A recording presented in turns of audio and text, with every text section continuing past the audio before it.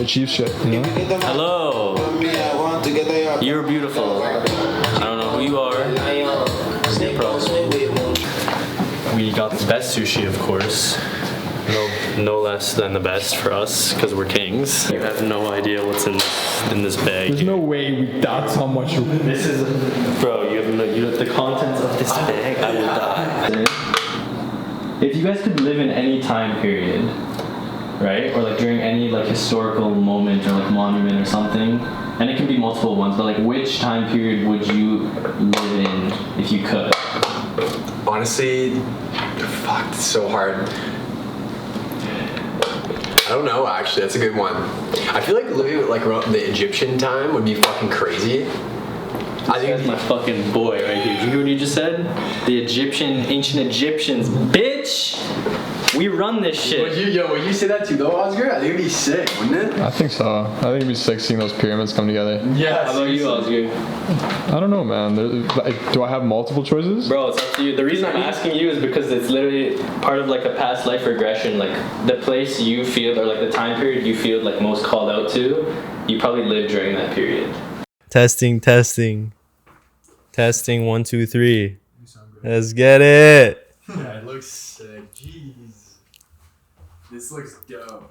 I can't wait for this. Alright, I'm the fucking only viewer, baby, for now. You got a live studio audience. Let's get it, bro. Literally, bro. We have a live audience in front of us. Live audience, bro. What's good, Ramzy? What are you saying? Bro, I'm honestly just very grateful to be here, like, with you. And when you hit me up and you're like, yo, you want to run the podcast? I was like, yeah, man, that'd be awesome. Like, I want to figure out more of, why you're running this, and, hopefully why I'm running it? Yeah, like, why'd you start this, and just, how... Dude, that's funny, because I kind of want to pick your brain, bro. Okay. Every time we link, you're always spitting some crazy facts and like, telling everybody some next shit, bro. Just now you were talking about fucking auto feng shui or something. Autophagy. Autophagy? Yeah, fasting. So break it down, bro. What's autophagy? So autophagy, essentially the reason we go in a fasting state or a fasted state, it's natural for the human body to be in a fasted state.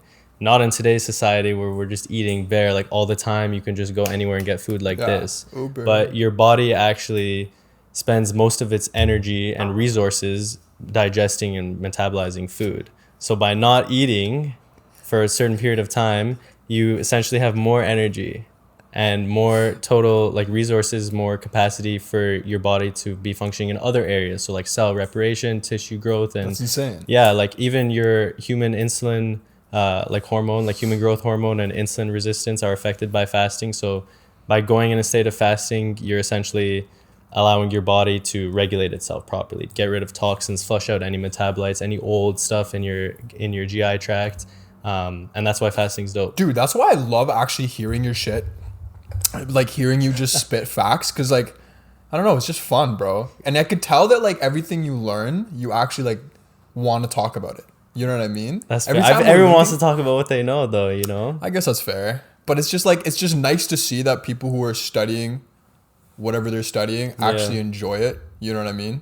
Because like, I don't know, man. You go to this, I feel like anyone can get accepted to a university now. Yeah. And anyone can just come through and say some stupid shit. But like, even when we're just hanging out with the boys, you're always like spitting some next facts. Bro, I'm honestly not even trying to. I think it just kind of comes out naturally. That's what I love, if we're just talking about like, yo, I'm fasted, I didn't eat today, boom, boom, boom. Like, why are you fasting? And then I guess, there's a lot of knowledge, I guess, that I just want to share. Like, knowledge is wealth, I agree. And what do you do with wealth? You can keep it to yourself, or you can share it and spread it. That's a good point. And that's how you keep it moving forward and keep it like full circle. It comes back to you anyways. So. Bro, I totally agree. I think the energy and the knowledge that you put out actually comes back to you, man. Like, 100%. I truly believe that. That's why I'm always trying to like be positive, like show love, bro. Because it's like if you're just going around being a negative Nelly and just being a dickhead to everybody, then everyone's gonna be a dickhead to you, because your perspective and your expectations of life is just gonna be so low. Bro, I was reading this one thing recently, like exactly what you're talking about, how basically your reality and life is actually a reflection of you. Like there's nothing in the world that changes like day to day that is not the same for everyone. Like objectively, the world is the same for everyone. Yeah. The only difference is your subjective and your personal view on like what's happening, like whether or not something's good or bad, and stuff like that. So by having like a neutral perspective or positive, like love, gratitude, stuff like that, you're changing the world because you're changing yourself. And it's just so much more healthier. Like it's funny because when you think about it, it's like, bro, why wouldn't you just want to be positive? Like when you consider the times where you're pissed off and you're negative, and the times where you're just absolutely like amazing and you're just happy, why wouldn't you always want that feeling of just euphoria? Well, because it's not necessarily sustainable though. Like happiness isn't actually sustainable. There's a quote I love by Mike Tyson. He's like, he was in an interview recently I was watching, and someone was asking him like, what is the key to happiness? Or like, what is the key to like just being happy, right? And he said, I prefer to think in terms of gratitude, because happiness is not sustainable. There are things, if we put our happiness based off of external events, then it's going to fluctuate, as you mentioned, like kind of like how like an ECG or like your heart rate, it goes up and down. Like that's life. But happiness shouldn't be based on where you're at, whether or not you're up or down. It should be based off of things like gratitude based, like just being thankful for what you have. Definitely. That will make you more happy than like a short-term gain or like a long-term goal. It's like, yo, we have this beautiful room we're in right now. We have shelter. If we wanted food, we could get it. Literally. Water. We're so lucky. What else do you need, bro? We're blessed. We live in a safe country. We're all like have good health, like especially right now with what's good, what's happening. Man. So by thinking in terms of gratitude, like just being here, being present, being thankful for what you have, that will make you happier than just trying to be happy, because you can't just be happy. I guess it's a good point. It's like a result of other things. Yeah. I guess like there's just a balance in everything too, right? Like in order to be happy, you have to have been sad in the first place. Yeah. Like you can't have that's a high. Facts. You can't have like a high without a low. Yeah. You know, like it just doesn't make sense. And it's funny because if in theory you were to develop some type of like sustainable happiness where it was just like constant happiness, well, then it's not happy at that point. You wouldn't know what happiness is. It's duality, right? You don't. Yeah, how do you know duality, what happiness right? is without sadness? How do you know what black is without white? Yeah. How do you know what good is without bad? You can't have nothing without something. Yeah, right? exactly. So I guess happiness and sadness, it's like it's completely subjective. Like one thing could make someone very happy, whereas one thing could make someone very sad. Same event, but your perspective is everything, and that neutral perspective is like key. Because bro, what do you learn in like pharmacy? What do I learn in pharmacy? Yeah, what do you learn? So there's a few main components. Number one, obviously we learn like pharmacology, anatomy, like physiology. Like in order to get into the actual mechanics of the drugs and like patient care, you got to understand the foundation of like the human body, the bodily processes, what's happening, what is this in relation to this. And so my first year, like I'm in my second year now. So I just started in January of 2020. So it's been about a year and a bit. For the first 3 semesters, we had a lot of fundamental courses. So we did like pharmacokinetics, pharmaceutics, anatomy, physiology, as I mentioned, with a little bit of professional practice and stuff. But now we're going more into like interprofessional work, like collaborating with other healthcare professionals, identifying like drug therapy problems. Like as a pharmacist, there's basically 2 areas you need to be proficient in. And this is like my opinion. This is not like the law. This is not factual. But I would say if you're a pharmacist or any healthcare professional, this is not even maybe healthcare, just like in general, right? You need to be competent. Like number one, first and foremost, if you're going to be serving patients in order to, improve their healthcare outcomes, you need to know what you're doing. Of course. You need to understand the material, understand the patient, maybe their complex disease in relation to other things. But you also... that's useless if you don't genuinely care about the patient. I was actually about to say, do you think you can be competent without caring about it? A lot of people are. And that's they don't even give a shit about pharmacy. Bro, like it's a good job. It's a very niche industry right now. Definitely. Like it's essential. So a lot of businesses may have closed, but pharmacies remained open, which is really nice. But yeah, a lot of people I think can get caught up in like the business mindset of like pharmacy used to be kind of like notorious back in the day for just dispensing fee. Like you could basically, anytime a prescription is filled at a pharmacy, the pharmacy gets a dispensing fee. It could be anywhere from like $8.99 to $12.99 or even higher. So even if I give you like 2 pills, 2 tablets, the dispensing fee is basically supposed to cover like any labor, any like, markup, like there's markup, there's cost difference, whatever. But dispensing fee is basically your fee as a pharmacist for preparing the product, making sure it's accurate, entered properly. The service itself. That's where the pharmacist gets the money. Right. So what pharmacists used to do and pharmacies used to be billing medication. Like let's say you have like a heart condition and you need like a blood thinner, for example, right? Or let's say you need like any cholesterol medication.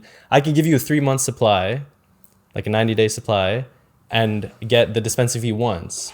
Or I could give you a 1 week at a time. 1 week at a time, bro. That's so funny. That's insane. That's about 12 weeks times the dispensing fee, or I can get it once. And so they used to do that. They used to bill like very, very soon, like 1 week at a time. Now the insurances don't let them do stuff like that anymore. But pharmacists were caking, man. Like they were making a lot of money. And a lot of like what I like about pharmacy now is all the new graduates. Like I'm biased because I'm in, I'm going to be a new graduate, but I feel like we have like the new generation, like we have that touch and we have that more like people may have gone into pharmacy in the past, especially because a lot of the pharmacists in North America are foreigners, like they're from other countries, my parents included, they're from Egypt. So maybe they may have gone in because it's like a good career, but like if you're in pharmacy in Canada, you're in because you want to be in, like because you have that drive. And like the interviewing process, like while the academia and the actual curriculum may be the same from country to country because it has to be standardized, right? Of course. The actual like selection and application process could differ in other areas. You might need more money or like social status, whereas here it's literally just based on you. Like you get interviewed, you have to write like an essay, like why do you want to be a pharmacist? Why this school specifically? So you kind of have to like prove yourself. So no one in the program is just doing it like, oh, pharmacy is a good job, because it's a lot of work to get in. Right. And people wouldn't stay in like if they didn't actually really like it. And I see that across like all of my peers. Like everyone's like really passionate about pharmacy and like just maintaining the best standard of practice and like patient-centered care. So it's definitely more important to genuinely like love the profession than to be competent, in my opinion. Well, that's like in anything, right? Yeah, exactly. That's why I'm saying it could be universal to anything. So because with the passion, you'll be more inclined to actually learn more and be more competent, like continuing education, if you actually care about the field. Yeah. And then for pharmacy, it's like, okay, what about the field you care about? What are you passionate about? For me, it's the patients, like patient care. Right. Like the best thing that can happen to me a day in the pharmacy is like counseling a patient on the phone or talking to them in person, and they tell me like how thankful they are for my time because I answered any questions they had. Maybe I made them feel more comfortable about like taking the COVID vaccine or stuff like that. That's a whole other topic. We'll get into that. I'm sure we'll get into that. But just like I've had conversations with patients where I'm like, do you need anything else today, sir? Is there anything else I can help you with? He's like, yeah, have a lovely day. And I was like, that's amazing. That's what I work. I love working for that and just having like the appreciation and the gratitude from the patients. And then like, I'm grateful that for them. And it's just, it keeps going, you know, it keeps going round and round. It's just a whole circle of gratitude, bro. Yeah, man. Damn, I guess you're right. Everything just comes down to being to being bro, you grateful. get what you are, man. You get what you put in. Your life is just a reflection of you, man. No, I totally agree, man. I totally agree. But the other thing that I was actually curious about as well was in pharmacy, bro, obviously you have to have like a certain level of like work ethic, right? Yeah. You have to be like actually grinding. You got to be on top of things. Right, of course. Organized. Do you see a difference between, because like I feel like at a higher level of like whether it's you know sports or whether it's like academic shit, I feel like once you're in the top tier of just about anything you do, it obviously people filter in and out because you know people who can't stand it, they're out. But no, definitely. What is the difference between even those at the top level of your craft? What's the difference between those who actually have a crazy mindset, crazy work ethic versus those who don't? Do you know what I mean? It's specifically in pharmacy? Yeah, like what you see day to day in school, even in co-op, like. I think it's the passion and like innovation is a big part too. Right. Like if you actually want to make the profession better, because there's a lot of areas of pharmacy that could be improved on, in my opinion. And like that's going to set apart the person who's just working like basic, not to diss any like pharmacist at all. Like regardless of your position or your like specialty as a pharmacist, you're doing great work. Yeah. Right? But what separates someone who's just working, like maybe you're in a banner pharmacy, community pharmacy, or like hospital pharmacist versus someone who's working maybe like industry or like corporate, like at a higher level, it's basically how much they want to have an impact on the profession. Right. And that's why I can see myself personally trying to move up, because I want to I want to change like the field of pharmacy and the field of medicine. I want to make it better. I want to make it more efficient. I don't think like from a pharmacologic standpoint, a lot of medicine that we're pumping into a patient's bodies like on a day-to-day basis is actually not efficient. And like biggest example I have of that is like the opioid like epidemic, right? And how like you can ask anyone who's taken a Percocet before for pain. It lasts anywhere like between like maybe like 1 to 2 hours, maybe. Some people it will last like an hour and a half, and they're done. They're back in pain. And the instructions like on the bottle you get from the pharmacy, like say you had like a injury, like spinal injury, like you just got surgery, and they're like, okay, you see it's like take 1 or 2 tablets every 4 to 6 hours. And then so as a patient you're following that, you take 1 or 2, and then it's been 2 hours and you're in pain again, but you can't take another one for another 2 to 4 hours because of that 4 to 6 hour window. Right. And then what's important is like the reason you can't take more is because you can overdose even if you don't feel like the effect of the opiate anymore, right? Like you're not even buzzed, like you're not sleepy, the pain is back, you still have it in your system. And so a lot of patients, they end up like having to take more and more because it's not actually working for as long as intended. And then you have patients who are getting like hooked on these medicines, even like non-addictive personality people, just physiologically speaking, you can get addicted to anything, right? Of course. So in my opinion, like if it only lasts about 1 to 2 hours, why is it staying in the body for that long? Like why is its half-life so long? Like it should be eliminated. Like if a drug's in effect, okay, it's in effect, boom. When it's done, it should be flushed out of the body. So is that hard to do? Is that like a hard thing to accomplish? From a chemical standpoint, yeah, because there's a bunch of different factors like in the process of like drug absorption, distribution throughout the body, metabolism, and then excretion, right? So there's those all, like you could go very in depth on each process.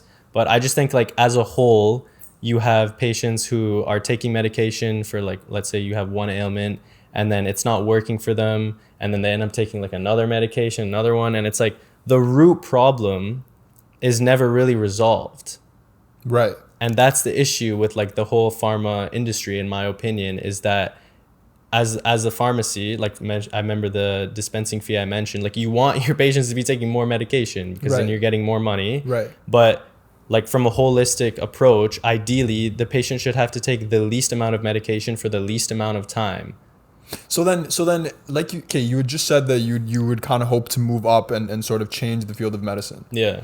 Then as you move up throughout different layers and different levels of the system, wouldn't it be in your best interest to just keep it the way it is? So yeah, it would be like from a financial perspective, but I don't care about that. Oh, okay, then you're golden. Which, you know, those like things like you're on a website and you see on the side, it's like, oh, like, you know, plastic surgeons hate her, like she knows all the secret. So I feel like one day it's gonna be like my picture, it's gonna be like Big Pharma hates him, and it's just like my picture and my name, and then like people will be like, who is this guy? And they'll Google me and be like, oh, this guy is a doctor at a pharmacy, like he's a pharmacist, why do they hate him?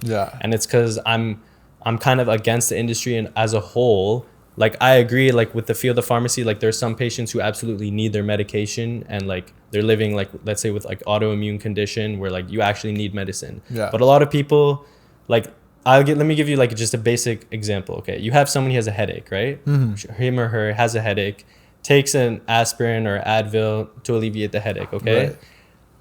So what they essentially did was just removed like the physiological like nervous sensation of the headache, but the reason that headaches happened is because your body's trying to tell you something. Right, good point. But you're not actually resolving that by just taking the just a Band-Aid solution. Exactly. And then you have maybe someone actually has like a condition that's giving them multiple headaches, like recurrent episodes, and then they're taking Advil or they're taking aspirin, whatever, and then now their stomach lining is being damaged from that medication, and now they need a medication to coat their stomach in like a protective layer. So let's say now they need a proton pump inhibitor to basically prevent any further damage to their stomach. And then now that you basically had someone who had a headache who's taking something for headache, and then now he's on a stomach medication, and then those stomach medications can cause deficiencies in other minerals in your body like magnesium, which can lead to blood pressure related issues. And then now you have a patient who had a headache who's on some medication for his stomach now, and as a result of that, now he needs something to manage his like higher blood pressure, and then now you have all these other complications coming where what was the root of the headache? Like, why did the headache start? How can we get to the bottom of that instead of just putting band-aid over band-aid over band-aid? Right. And that's a big thing with the industry. I think like a holistic, like if I were to ever open my own practice, it would be a holistic, like naturalistic kind of approach where a patient comes in with an ailment. First, we look at, is there anything we can do non-pharmacologically? Like, is there any way we can resolve this patient's ailment without the use of any substance, any Right. chemical, whether it's natural or not natural? Right. And then it's like a stepwise approach. So then, okay, let's say maybe we can get them like a physiotherapy or acupuncture therapy, massage therapy, because there's actually new research coming out that like if you have like a headache or like a kink in your shoulder, it could be due to like nerves in your feet. I heard that. Yeah, so that's like a more holistic approach. And then you see like last resort should be medicine. Right. Like the last case scenario should be like, okay, I'm going to give you this medicine, and then you should take it and like for as short as possible. Like you shouldn't be on it for the rest of your life unless you're dealing with a chronic condition, like Right. an autoimmune condition, as I mentioned, right? So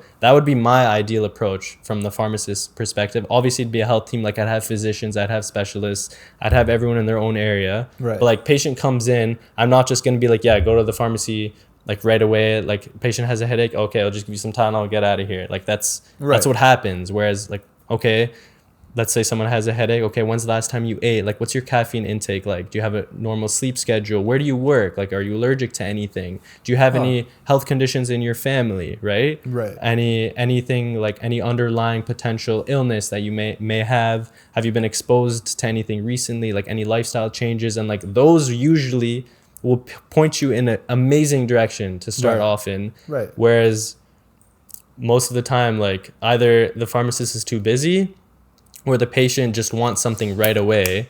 True. Like you have to I guess think it's from a both cultural perspectives. thing too, It's like right? the pharmacist might be busy. He's got like people calling him on the phone. He's got to check prescriptions, communicate with other healthcare professionals. course. He doesn't have time to go to the patient and ask him all these questions. True. And the patient also wants to come in, give me my Tylenol, let me leave. Right. Like, let me just get this headache over and leave. I have some Yeah. patients who open the bottle of Tylenol in the pharmacy and they can, do you have any water?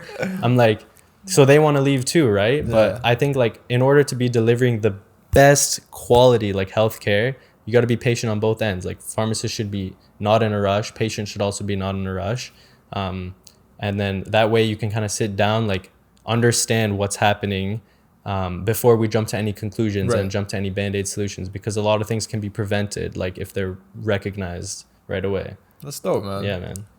I don't know shit about pharmacy, so like. Bro, just what do you sitting want to here- know? Like, No, I don't know. Like, I don't know what I would want to know, but it's just like dope I- sitting here, like listening to you talk about it. I mean, I could kind of go a little bit more like for our viewers as well. Like, I feel like many people don't have a great understanding of what the pharmacist does, just because they think like all they do is just count the pills and they just give it to you. But it's Yeah. so much more than that. Like, a pharmacist has a lot of responsibility, because when a patient goes through the healthcare system, the last member they meet before they go home is the pharmacist usually. Like the pharmacist is like the front line and the end line usually. Like if a patient has a problem, they come to the pharmacist, we can refer them, but also they're going to be coming back after that referral and leaving with the medication from us. So as a pharmacist, you have to be very like vigilant of like why is the patient here, right? So, like, does a he whole, have like- any interactions, any allergies? Like if the doctor makes a mistake or the prescriber makes a mistake, it has nothing, it's literally on you 100% as a pharmacist. Like if the doctor prescribes a dose that can literally kill the patient,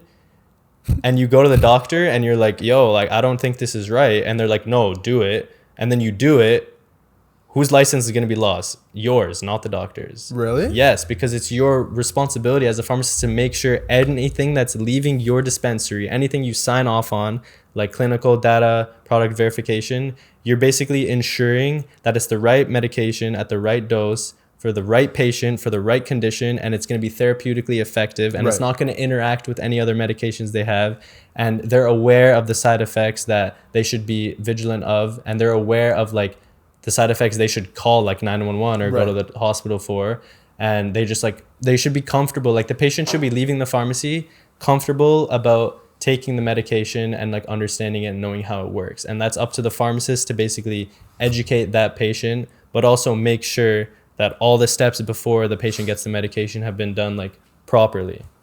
And so that's what the pharmacist, people are like, oh, you just count pills behind a counter. It's like, no, I'm literally making sure this patient's not going to die. Like, you know, because sometimes doctors are busy. Dude, sometimes we get prescriptions from doctors. If we send a request for renewal, it usually just has like the medication, instructions, and then like there's empty spaces where you can write like, oh, let's give them 60 tablets, 3 repeats at this dose. Bro, doctors just sign, it says physician signature and date on the bottom. Bro, sometimes they don't even look at the whole thing. They just sign it and date it. And then we just get this prescription. It's useless. It's like, okay, how much are we giving the patient? Like, you didn't even write anything. And so that's also another thing we're doing as pharmacists is we're communicating with doctors, because a lot of prescriptions we might receive can be incomplete, or maybe like patient has an old prescription and they don't need it anymore. So pharmacists can really, like, there's a lot like you can do as a pharmacist, but it's just a lot of patients aren't necessarily aware of like how valuable their pharmacist can be as a resource. So they don't go to their pharmacist with questions. Like a lot of patients, if they have like a cold or like a sore throat, they'll book a doctor appointment. That's like literally the biggest waste. Like we live in a public health care system too in Canada. That's the biggest waste of like time and resources. You have a sore throat, you're going to your doctor's going to tell you like, leave, you're fine. Like, do you have a fever? No. Okay. So whereas if you go to the pharmacy, you can be like, hey, like I'm not feeling too well, I have a sore throat. Then the pharmacist can literally be like as if I was the doctor. Like I can diagnose the patient if it's a minor ailment, like something within my scope of practice. Right. And then I can point them in the right direction. And I'm saving like the doctor's time, because the doctor's super busy, and the resources of like who's paying for that appointment, our tax dollars.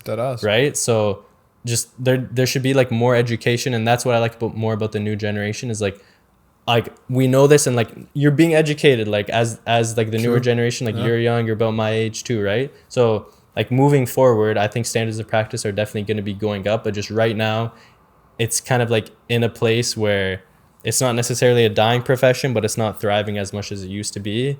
And especially like with the lockdown and stuff like that, it's actually been good for a lot of pharmacies, because patients are realizing like how valuable their pharmacists are. Like at my last co-op placement, I had about sometimes like over 20 calls per day just about the COVID vaccines. And like, what's the difference? What do they ask you? So like, can I take the COVID vaccine? What do people think? Well, I was working at a specialty pharmacy where we dealt with biologic medications. So 99% of our patient population had an autoimmune condition. So they had Crohn's disease or rheumatoid arthritis or stuff like that. So they're immunosuppressed because of the medication they're taking. Right. So that's why they want to know, like, is it okay to be receiving a COVID vaccine if my immune system is weaker than normal? Right. So I'd be talking to a lot of patients about that. And like, they didn't even realize, like, people are like, I'm so glad I called you because I couldn't find anything online. My doctor's so busy. Like, I didn't realize how much you guys knew about this kind of stuff. And I'm telling them, like, please, if you have any questions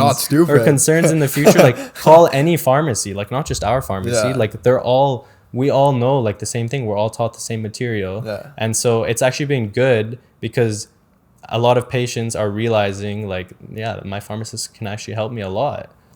So it's good. Like, we're being utilized more, which is kind of a benefit, I guess you could say. Like, despite all the COVID drawbacks we have, like, for the profession of pharmacy, it's kind of getting a little bit more in the spotlight and more exposure in the sense that it's not just, I'm not just behind the counter and counting pills and giving it to you. It's like, no, I'm very well versed in what's new, like COVID vaccines, or like, you know, medication recalls, like new things we should be aware of, like new diseases and stuff like that, where the doctor's aware of that too.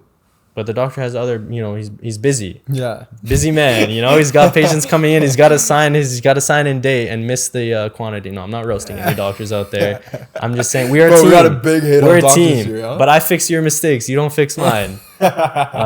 So to anyone in med school, man, watch out for Ramzy. No. Don't worry. Hey, if send all your you want your patients to be in the best care, you put them in my hands, because I'm sure you're going to be giving them, you know, the best quality, you know, care they deserve. But by having that, like, second in line, the pharmacist that you trust, you're basically, you feel comfortable about your patients, because a lot of specialists or like physicians, they actually build relationships with certain pharmacies, and they send their patients to like a specific pharmacy, because like they communicate with, like, let's say I open a practice right next to a doctor's office. All of the doctors are going to be like, hey, take this prescription right next door. There's a pharmacy right there. His Right. pharmacist, his name is Ramzy. He's very nice. And then that's, you know, that's amazing. And we should have that collaboration with like other healthcare professionals, because that's how you, like, let's say you have a doctor over here, and then patient needs this medication, and then patient goes to like this pharmacy. Doctor has no idea like where that pharmacy is, who the pharmacist is. So I would rather, like, if I was a physician, I would rather know like where my patients are going. Obviously, some patients want to get their medicine from here because they know this pharmacist or whatever. Right, of course. But like if I was a physician, I would refer all of my patients to like one or two like specific pharmacies I know Right. that they're going to deal with the patient Makes properly sense. and they're going to make sure I'm not making any mistakes. Right. So, I mean, there's a lot with pharmacy in general, but as we were kind of talking about earlier, like the two most important things are competency and like genuine passion and care for the profession. Like if you don't care about the patient, you're not going to go above and beyond, and you're not going to reach out to their doctor and be like, did you mean to prescribe this? Like, because at the end of the day, really, it may not harm the patient. Do you see people caring to What are you trying to say? What are you trying to say? do you see when people are more careful about, you know, what they're doing and they actually give a fuck about their profession? Is that when they succeed a little bit more? Do you feel like they for sure themselves professionally do a better job? Yeah, 100%. It's proportionate. You get what you put in, right? Definitely. Like, there's some people who are going to put in the bare minimum and they're going to get by, and that's fine, and that's almost expected, because not everyone has the capacity and the motivation and the discipline to put 110% into everything that they do, right? You have to be selective. Right. But at the same time, when it comes to your career, you should be putting that 110% Right, in. of course. Maybe I just have that mindset because that's the family and the culture I grew up in, of like giving your best like every single day. Same. Like Yeah. even if you suck, Yeah. if you did your best, what Dude, more you're could you have golden. done? Yeah, Yeah, deadass. what more could you have done? Yeah, what more could Because you have you done? don't want to be like laying at night in bed and thinking Bro, that's like, the bro, worst I feeling. should have reached out to that patient's doctor and made sure like his kidney function's kind of impaired. That's a high dose. Maybe I should have reached out to the doctor, and you'd be like, oh, he'll probably be okay. Like, you can minimize all of that by like in the moment being like, okay, is this something that like I guess it kind I of can comes just down do- to being action oriented as well. Yeah, You know what I mean? Like, yeah. rather than second guessing yourself, having that confidence of being like, yeah, yo, so that's the fuck it. competency. Like, yo, this doctor kind of slipped. Like, this dose is not right. Let me reach out to the doctor and be like, hey, did you mean to do that? So that's the competency part. Right. And then the passion, like the genuine care part, is like, I care about this patient's health, so Yeah. I'm going to reach out to the doctor and make sure he's okay. Like, so I'm reaching out to the doctor because I know there's something wrong. Right. But I care about the patient. That's why I'm reaching out to the doctor. Right. So I think that's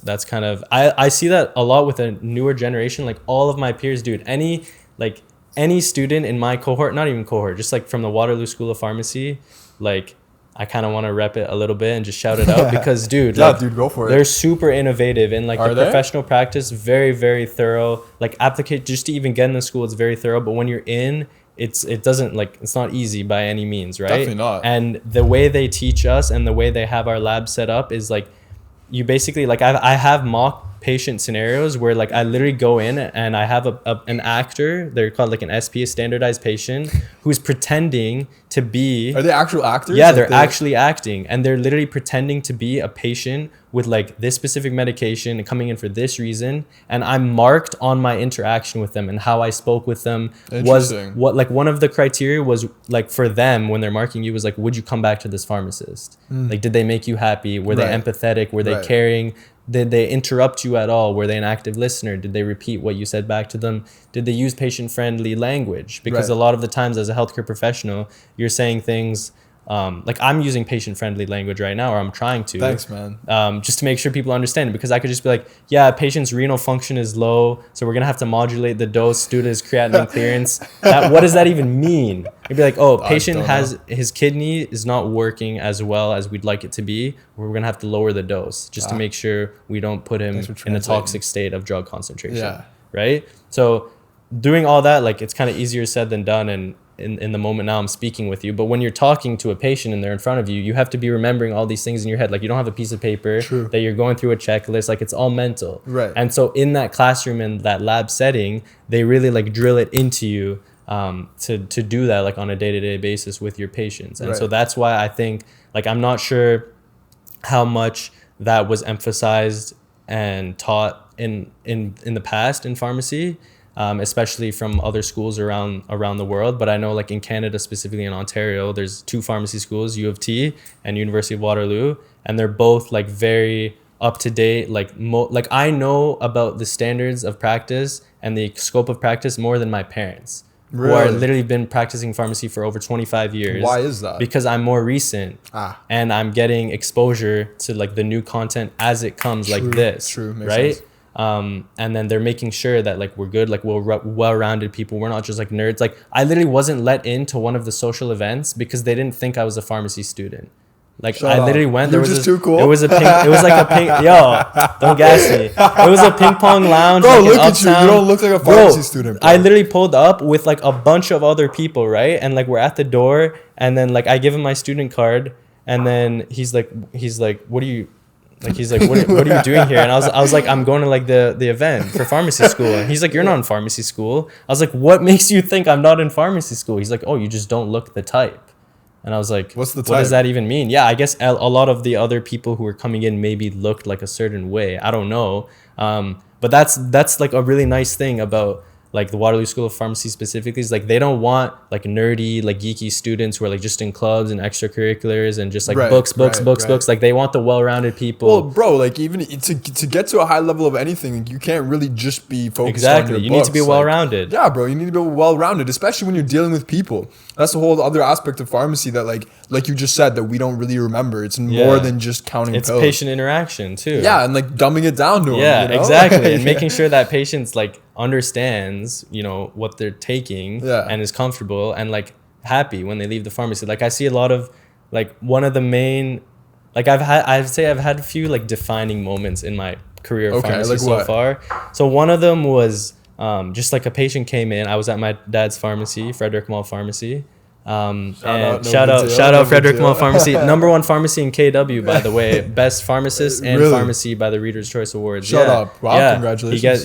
For multiple years in a row, actually, since like 2016, I think. Like he's been on it. So yeah, he goes by Ramzy too. Shout out, Dad, if you're watching this. He actually kind of like inspired me to be a pharmacist. Like my mom and dad, I guess I'll start there first. Like they were kind of encouraging me to do something in the healthcare field because that's where they have experience on both sides. My mom wanted me to be a pharmacist for so long. I was like, man, like no, I'm good. I don't know shit about pharmacy. See, I was like, kind of like, science isn't for me, bro. Okay, like, that's fair.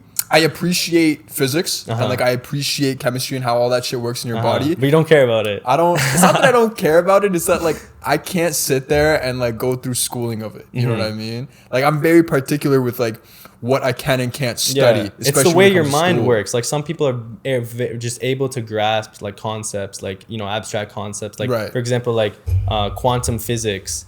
Like regardless of how much time you spend studying quantum physics, like you can either just get it or not. Yeah. And it's the same thing with chemistry. It's the same thing with biology. It's with physics, right? It's with all the sciences in general. But even with other courses, like even if you're in arts or like poli-sci, like it takes a specific mind to also be able to like comprehend what you're reading and like understand it and express yourself like verbally and written. Like that's a huge skill that a lot of people in healthcare like should have but don't necessarily have, because they're thinking more of like the physiological standpoint, like what is this medication doing in this, but like when it comes to actually like dissecting scientific literature and like reading comprehension, it may not be as strong as like some areas. Like for your example, your reading comprehension is probably very high because of the program you're in and the courses you take. It's probably higher than the average person though. I would hope so. I mean, I would hope so too. But I mean, everyone plays off their strengths, right? Honestly, being in poli-sci, you definitely learn to.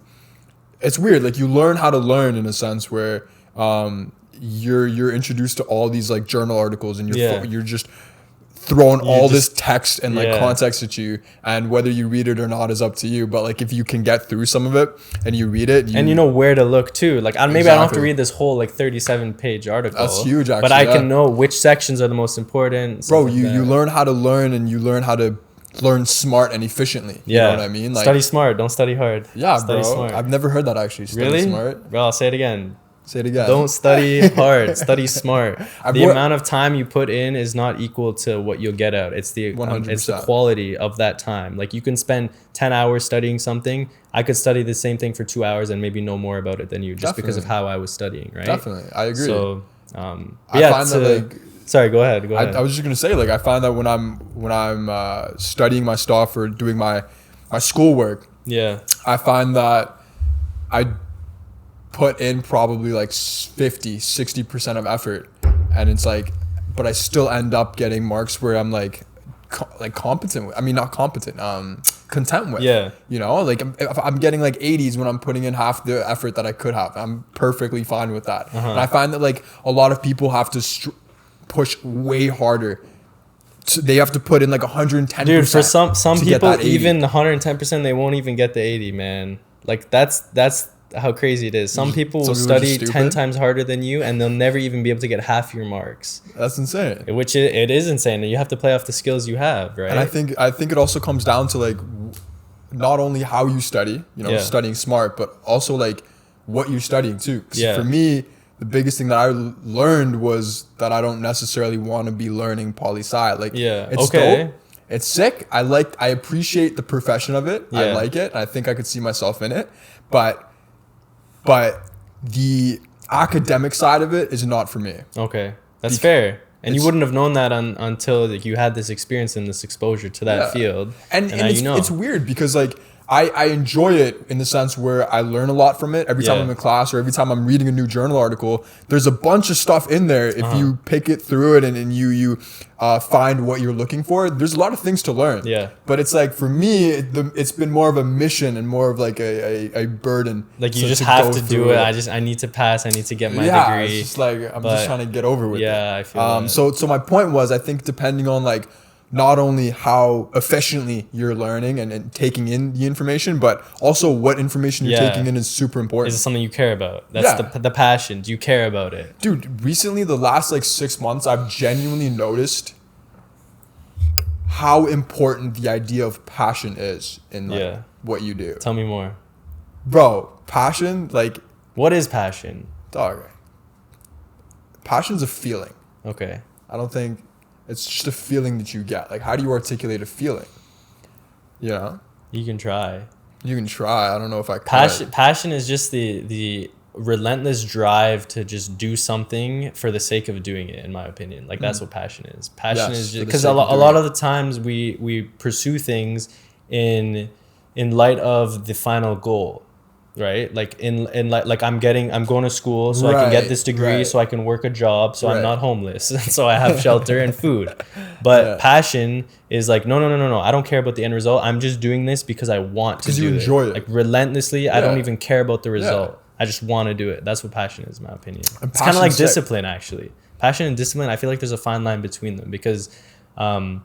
Like motivation, things like motivation and like quick, like spur of the moment, like that's not sustainable. Kind of how we talked about how happiness isn't sustainable, but discipline is something that is sustainable because discipline's not doesn't matter how motivated you are when you woke up in the morning. If you're disciplined, you're gonna do it. Yeah. Right. Yeah. And that's the same thing with passion. It's like maybe some days you're not feeling like as passionate as other days. Right, like if you're truly passionate about the profession, you're gonna run it because you're disciplining yourself. Right. Because that's part of your passion. Like I'm gonna deliver the best possible patient care. Maybe I got like 4 hours of sleep and the patients are being very rude to me today.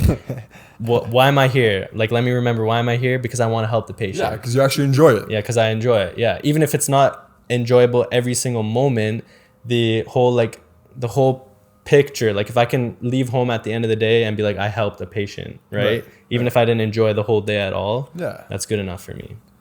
Yeah, I agree. I think that's sick. I feel like as long as you can go to bed happy and you're content with what you did. Like my biggest thing is like, am I going to go to sleep and do I have to think about what I did the whole day and then not be able to come up with anything? That's like my biggest... What do you mean? Elaborate a little bit. So like, think about what you did all day and what do you mean by come up with anything? Not being able to come up with anything. Like you didn't do anything today? Basically. Oh, if you're just waste like that, bro, then yeah. Like...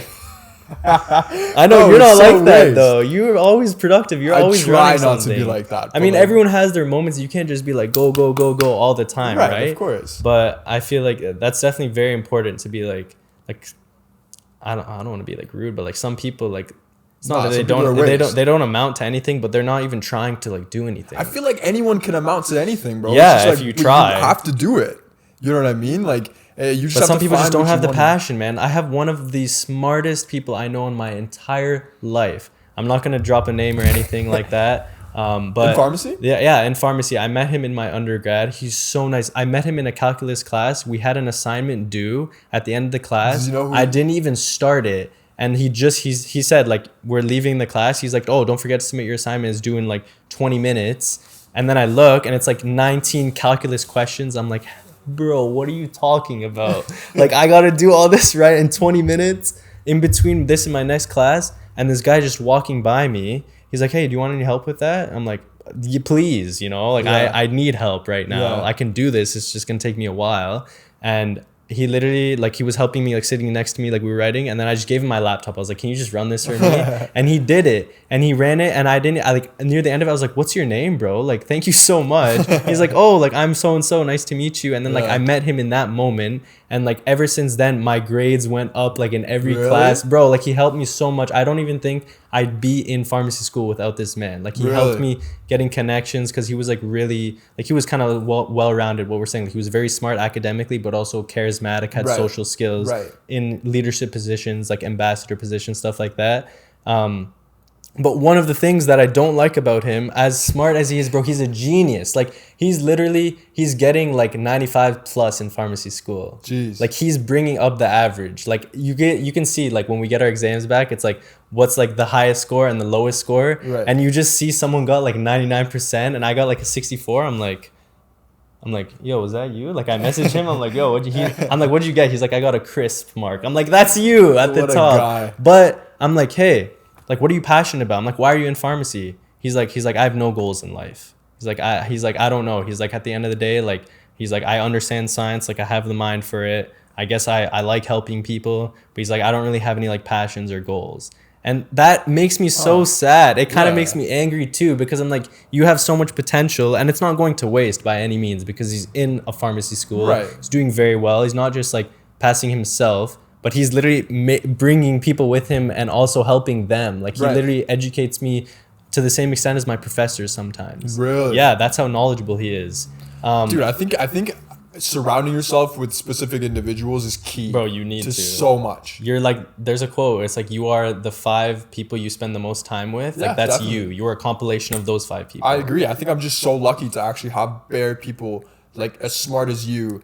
Don't like gas me, just don't bare gas people. me. Dude, I'm serious. Like bare people who actually like are good at what they do, who are just overall smart, but also have that positivity, that motivation to them that you want to see all the time. Because it's Yeah. like without individuals like that around you, Bro, it's if your pretty boys easy are to up, get you're lost. up. If they're down, you can be down with them or you can bring them up. Facts.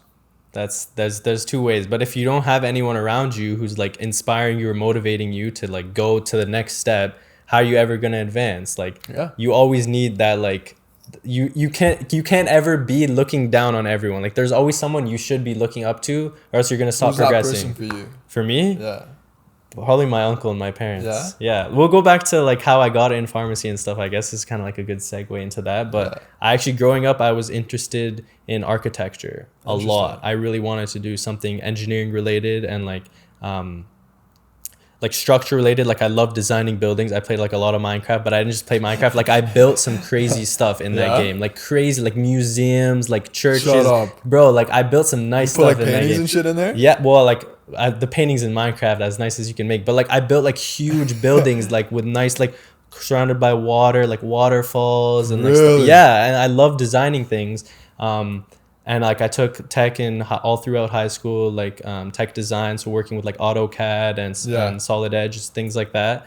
And then I was also slightly interested in law because my parents were always telling me like, oh, you're very good at arguing. You're very like stubborn person. You'd be a good lawyer. I'm like, sure, like, let me look into like law. I'm like, okay, like, this is pretty good. You make a lot of money. Yeah. You're like, it's maybe not for a good cause all the time, depending on who you're representing. Or what, even like what Or industry what, you're in, yeah, or what field. like criminal or family, yeah. But bro, I heard family laws just can be dude, mad so depressing, depressing. dude. Yeah, man. I would never want to do family law. If I was doing law, it'd be like real estate or I like wanna do corporate. law. That'd be Yeah, dope. like family law is like, Deal with I contracts wouldn't and want shit. to I wouldn't want to become involved with anyone else's personal life, but you're literally forced to.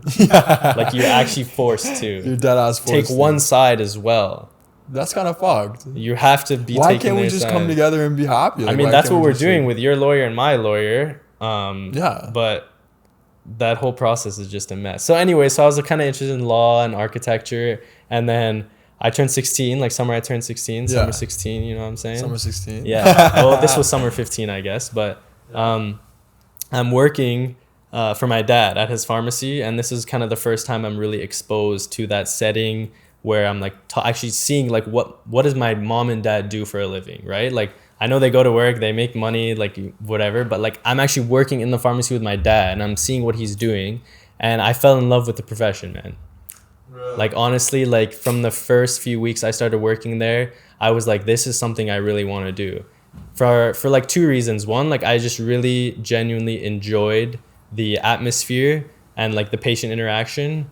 But number two, like pharmacy as a field really fascinated me. Like how medicine works and how like drugs just interact with the body and how you can have like so many crazy effects from something so small, like something like botanical, like a plant that's like naturally growing. You eat it, and then you eat like this other plant like 30 minutes later, and now you have the enzymes in your stomach to like metabolize it, and then boom, you're tripping like on a psychedelic journey now. How does that work?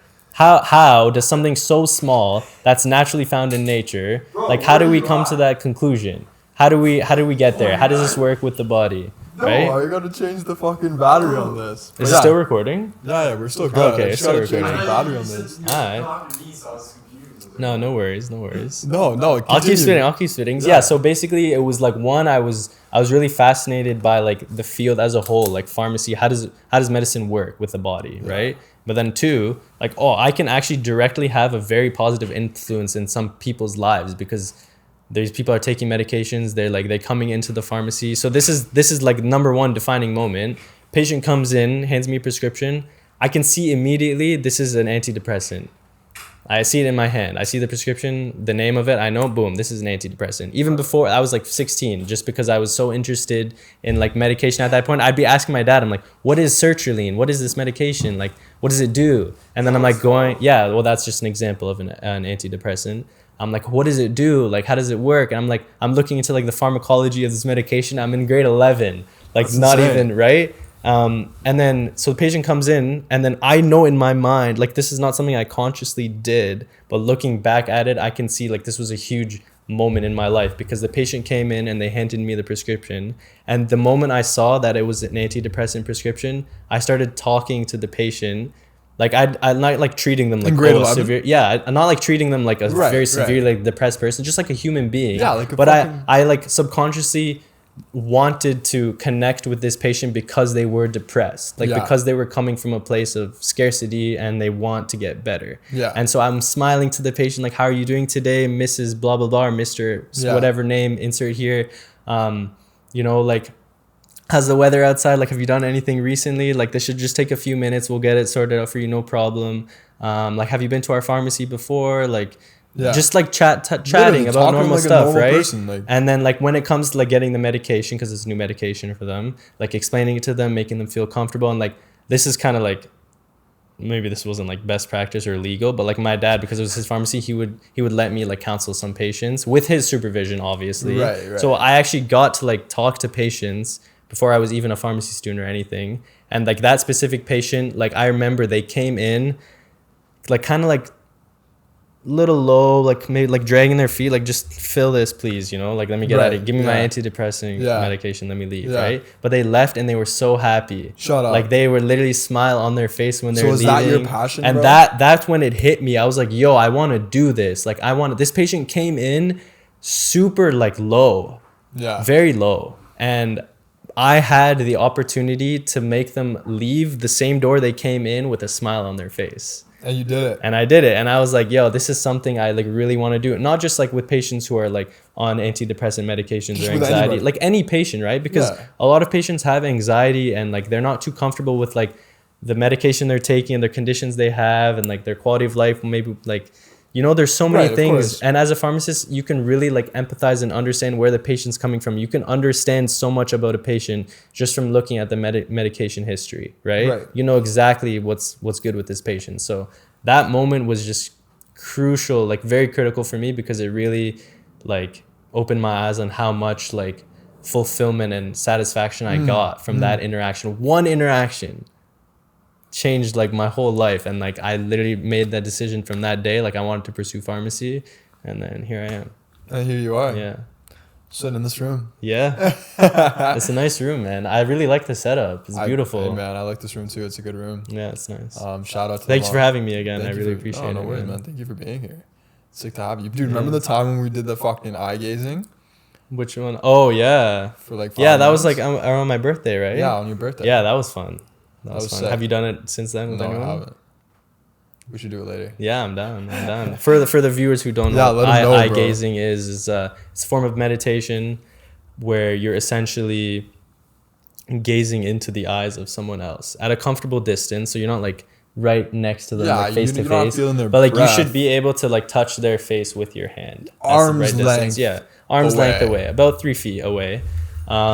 And the whole practice is to just gaze into their eyes and to almost like lose yourself and lose your conscious awareness. And really, if you think of like where's the seat of like human consciousness, like where's the soul, like what is the gate into like whatever we are? Dude. It's through the eyes. Yeah, they always say the eyes. The eyes never lie. Yeah, the eyes never lie.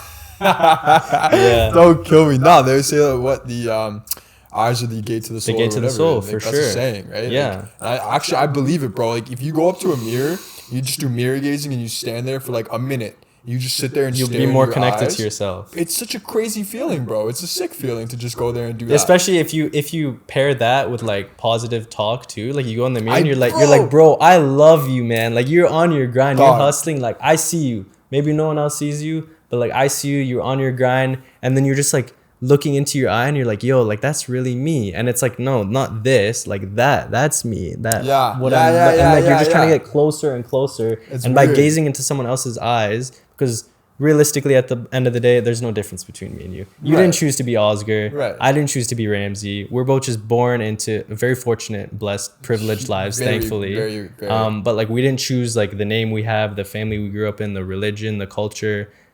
So there's no difference between us, Yeah. like fundamentally. Yeah, I agree. And by eye gazing, you come to that conclusion that you're looking at yourself. Like when Yeah. I'm staring into your eyes, I'm just looking at myself. Yeah. And it's a nice meditation practice because whatever like thoughts you have, or like if you start shifting your gaze, like the whole premise is just to gaze back into the eye, and like whatever thoughts come, like just focus on Right. gazing into the eye. Right. And then it's actually like a gateway or like an opening to like more powerful like tantric meditation or like kundalini meditation and stuff like that. But Dude, how crucial do you think meditation and sort of being a lot more like aware, self-aware is to those who are trying to achieve like next level heights and like success? Because like I have a huge future let out for myself, a big pathway, like big goals. you have vision. You have a vision. Huge vision. Mm-hmm. So I'm just wondering, like, how do you think that relates? How important is it to be self-aware, do you think?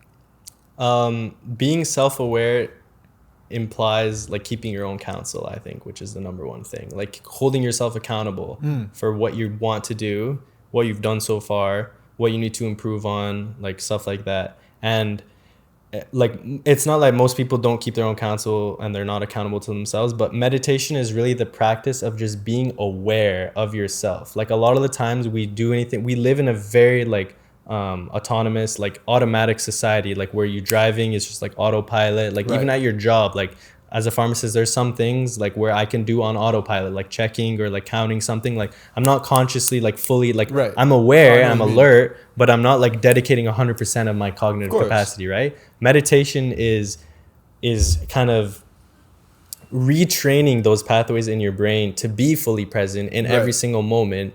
And the whole premise, or like the reason I got into meditation, is because like I heard something that like there's no such thing as suffering. Like suffering only occurs outside of the present moment. If you're suffering, Yeah, you're either thinking about something that happened in the past, or you're worrying or thinking about something that didn't even happen yet in the future. Yeah. But right now, in this moment, there's nothing wrong. There is It's nothing wrong. absolute perfection. It's actually crazy because I feel like so many people are not aware of that. They can't really, because they're thinking of what happened yesterday. What am I going to eat for dinner later? What I got to make the kids? I got to take them to school. I got to take them to soccer. I got to pay my rent. I got to pay my mortgage. Meditation is just sit down and breathe. Yeah, just shut the fuck Like up. that's what being a human is, bro. Just live. Don't think. Yeah. Just live, you know, just experience, like be fully aware, like a form of meditation, like even just mindful eating. Like we eat in front of a screen nowadays. Like Bro, it's mans so can't bad. eat a meal unless their Netflix is running a show or like some YouTube video. Yeah. And like you'll let your food get cold just so you can watch a video and eat it all in like the first 5 minutes of the hour-long episode or whatever, right? Whereas like there's mindfulness eating where you're just eating, like maybe not in silence or whatever, but like really like try and taste like every single flavor in the food that you're eating. Like actually chew properly. Like a lot of the reason people have like stomach issues is because they literally, men don't even chew their food, bro. Damn. Like, you're supposed to chew at least like 30 to 40 times per bite. Interesting. Like by the time the food goes into your stomach, it should already be broken down, like by the saliva in your mouth and by your teeth grinding them up. That's why your jaws are there. That's right? why Like, for mastication. Honestly, a lot of times like you're watching a show and you're just like they're just eating like so fast, Yeah. and then you feel so bloated and so full after, and like then you just go pass out or whatever. But just like being mindful, like chewing every bite properly, like tasting the flavors, talking to people, right? Whereas just like looking at a screen. But even just meditation in the sense of like washing your hands, like feeling the water on your hands. Like people will be washing their hands and thinking about what they have to do at their desk. Yeah. Like why did you think about what you have to do at your desk when you're at your desk? Yeah. You're in the washroom right now, I my think- guy. Look in the mirror, like wash your hands, feel the water, like talk to yourself, hello. Bro, being in the moment of anything you do is actually nowadays so much more difficult, I find, if you're not constantly, you know, Dude, it's that because mindset. we made attention so cheap. Like we put the value at attention and like of just time so cheap. Like people on their Actually, phone. you know what? I'd argue and say that it's not cheap because like that's what everyone's fighting over, dude. That's what Instagram. Well, and that's Facebook is that's fighting what over. I mean. It's Shit's because not everyone cheap. can pay for it, or everyone had like it's. Oh, I guess it depends on how you look at it. The way I'm trying to describe it is just like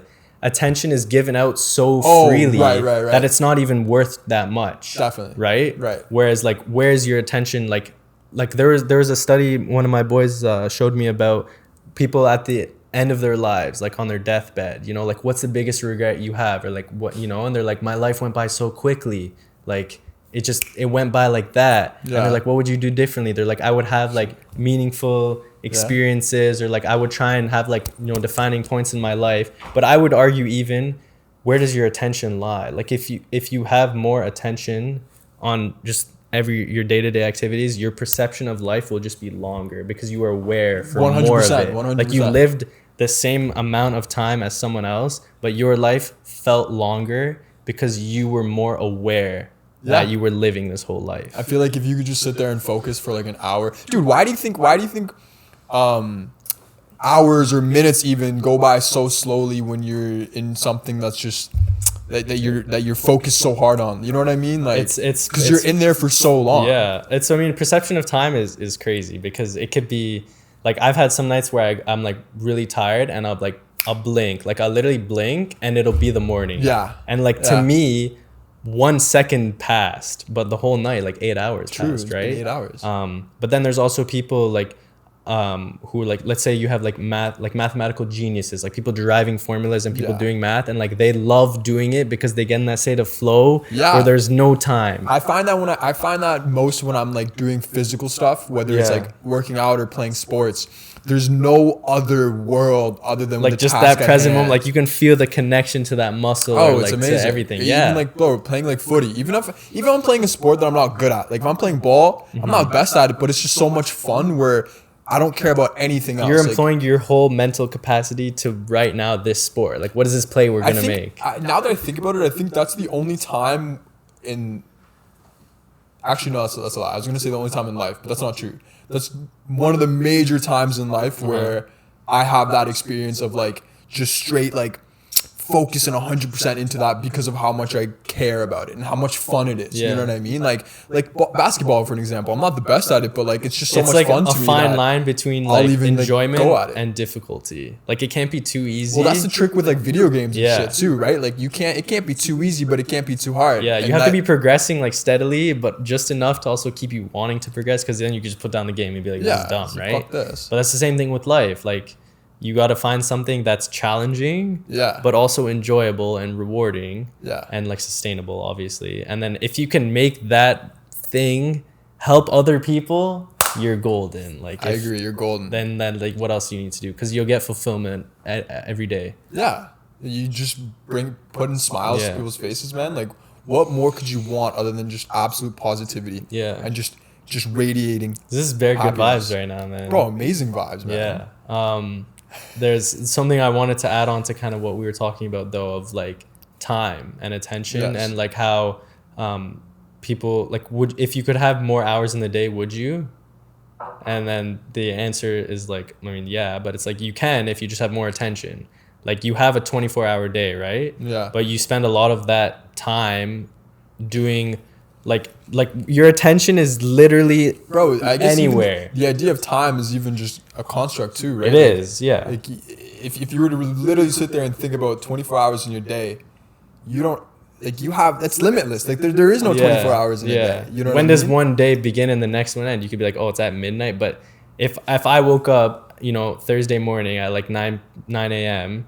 and then I went to bed at like Friday 5:50 a.m., that's still the same day to me. Yeah. Even though technically it's Thursday and Friday, right? So it is kind of relative, but it's just like more time wouldn't even help, because if your attention was just not under your control, it wouldn't even matter. Right. Like if I gave you 100 more hours every day, if you were just going to spend it the same way on your phone, or like just Yeah, exactly. like watching TV, or like, I'm not to say those things are bad by any means, right? But if you're doing it extensively. Yeah, and there's other things you can put your attention to. Like even if you're on your phone and you're watching TV, like are you consciously aware of the fact that you're doing this, or are you just like doing it automatically? Dude, that's my thing, is like, recently when I'm on my phone or when I'm watching TV, I catch myself so much. I'm like, yo, what are you doing? Like, Bro, I love when I'm like on my phone and it's loading. Like the content, whatever media I'm trying to consume, Yeah. it's just spinning. And I'm like, hold up. Like, what am I doing here? Like, I Yeah. literally went to check my phone It's a like good 20 reality minutes check. ago, like about a text. And I'm on here like on some random like top 5 Yeah. hacks you can do at home. Like, what are you talking about, right? So it's nice. Like, I like those moments where like, it's like there's a nice little pause. It's kind of like a little mindfulness check. Like, are you aware? Like, Yeah. that this video is buffering right now, and you have like a few moments of like actualization, like, oh, Yeah. I'm literally a human being sitting here in front of a screen. Yeah. It's gorgeous outside. Why don't I go outside? Like, or something. Yeah. The idea of a screen is crazy to me. Screens are portals, man. They are portals. They're portals into anywhere. I mean, any reflective like screens are crazy because screens are reflective, and they're also like, I guess the opposite of reflective. Like they also have their own content. Right, Whereas like right. if you look at a mirror, right? Like a mirror is just reflecting what you're looking at. But if you Right. look at like I don't know if you heard of the show Black Mirror. Right. Like technology is a black mirror because it's like a black screen. Ain't and that it's a bitch? I didn't know but that. it's also like Because it's absorbing everything. it's absorbed, and it's projecting, and whatever it's projecting, it's coming out into your reality. So like that's why like the media you consume affects your day-to-day life. Like if you're watching like Criminal Minds and like Paranormal Activity, like thrillers, you're gonna be scared. You're gonna be at home all alone. You're gonna hear a creak. You're gonna be like, what was that? Right? Because that's what you're feeding yourself, bro. That's literally like what your mind knows is projecting. Is like, that's my life, right? Yeah. Whereas what are you watching? Like, are you consuming like good content, right? Are you mindful of what you're watching? Because it's gonna affect you like unconsciously, whether you like it or not. Like the music you listen to affects you 100%. Definitely, 100%. And a lot of the music that's like mainstream nowadays is not the best thing to just have like playing on in your head like subconsciously. Yeah, But dude. it happens. Like you'll catch yourself. You'll just be like walking and you'll just like hear the music in your head that you were listening to like 2 hours ago, and it's like there's no speaker, like no one's playing it, but it's Yeah. playing in your head. So what are you putting into your head? Like what do you want? Like if something were to come up if everything you put in your head was like an iTunes library and it would just come up on shuffle randomly, like wouldn't you be mindful of what was in your library if it could just Definitely. come up on Definitely. play? And you can't pause it. You can't just be you're like, I don't want to listen to this song. Yeah. Nah, like it's on until you put another one on, or until you like get to the end of the song, Dude, right? The other day we had like our Earth Day cleanup for Anatolia, right? Yeah, I We were wanted at to the- come to that. I'm sorry I couldn't make it. No, it's though. okay, man. But we were at the park and we were basically just talking about how why is it that even when people come to the park, they're in this nature, they're in the fucking environment, they're around such beauty, yet they have headphones in or earbuds in, and it's like, dude, if you take them off, there are birds chirping, like it's fucking beautiful. Listen out. to the birds. They're talking to you, man. Bro, They're trying to tell birds you are something. actually, I feel like if you just sit there and like if you go to a forest and if you just sit there and listen to birds, dude, it's actually so much Bro, fun. I literally got home around like 5 a.m. yesterday, and like I just pulled up in my driveway and I opened the door and I literally sat there with the door open, like cracked open, not on my phone or anything, and I just literally listened for like 15 minutes Really? to the birds and the crickets and all that, bro. And I feel like they were just like talking to me, man. Like I don't even know. I don't even know how to explain it. No, they were just like singing. Like they were just like so happy to be alive. I'm like, these birds are literally singing, bro. You know? Yeah, no, I know what like you to mean. sing, you should be happy. Yeah, you must be pretty. Like I mean, damn you could happy. sing, you could be sad, like in a sad place when you're singing. But bro, the birds like, you know, like whistling, doesn't like sound- woo. yeah. I'm like, yo, like Cinderella out say here. word. Like let me start singing too. Like it's good, life's good, you know. agree, like man. they're in the nature, bro. I think we all have to sort of do a better conscious effort of like actually taking off our earbuds or like stop looking at screens, because like it's weird because everyone says it, everyone's like, yo, stop looking at it, you feel and so then much you're just better. like, oh, I got a text. Yeah, but it's like the reality of what I'm saying is insane. You know what I It mean? is. Like once you actually for real stop looking at your phone for a little bit, You're yo, like- the feeling that you get is absolutely unprecedented. You know, Because you're getting real like mental stimulation from a natural source. Like your Yeah. phone, it's like an artificial source of information, and it's endless. Like the possibilities Yeah. are endless. So you could always be stimulating yourself with something new. I see it like just constantly eating slices of just processed cheese, you know, just sitting there Okay. eating Kraft singles, same thing. Where you can go to the deli and get a proper block of Yeah, like you some get next some nice level like shit. fancy, you Or know. you can get and it's other- been there the whole time. Yeah, It's not like you had to like go drive Yeah, it's down not- like to the one in like Italy, like Yeah. let's catch a flight, let me get this cheese. It's in the same place. Red pillar, blue It's just pillar, where are you bro. looking? Like, are you looking at this one? Or are you looking over here? I guess it's that effort of changing your perspective of looking at the other one. Are you right? even aware that you're looking in the first place? Yeah. Like that's another thing to go back to eye gazing, like to like the highest level of eye gazing. It's like it doesn't even matter what you're looking at. Whoa. Like the whole process of eye gazing is just to be aware of the fact that you are perceiving vision. Like it doesn't even matter what you're perceiving. insane. Like let's shift your awareness to what you're looking at versus like who's looking at this. Right. What like I'm perceiving vision, like I'm perceiving my reality, right? Right. Not like, oh, this is a tree, this is like a dog, this is the sky, but it's like I'm just seeing. Right. Like that's the highest level of like eye gazing, or like is like any type of meditation even is really, it's not just like what you're perceiving, but it's just like perception itself Interesting. is the goal, because perception is not subjective. It's not based off of like good or bad. It's just what's there. Like, Right. which is why I really like Stoic philosophy. Like, I don't know if you know about Stoicism, but basically Stoicism, like the fundamentals just entail that there is no good or bad. Like it's an illusion. Like if you think something's good or bad, you're a fool, because your mind is just treating something like that. It's like, let's say your house burned down, right? Right. You could be like, yo, my house burned down. This sucks. Like I lost all my stuff, man. Like, Yeah. right? But like what actually happened? Your house literally burned down. That's period. Yeah. Is that a good thing or a bad thing? I can make it a good thing. I can say, oh, like this house kind of sucked. You got some Yeah, good insurance deadass. money, you know what I'm saying? We can move out. I didn't like the painting anyways on the walls. Like I didn't like Yeah. the colors. Or you can be like, no, like this is going to be such a mess and chaos to deal with now. Like I have to move into a new place and do a report and all this stuff. Or you can just, like the Stoic would just be like, one's house burnt down.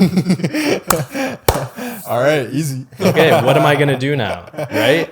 This is not a good. And then that actually carries over to other philosophies. Like Stoicism can carry over to Buddhism, because there's like a story in Buddhism, like one of the great parables, where it's like there's like a guy and he has a family and he's living like on a farm or whatever, right?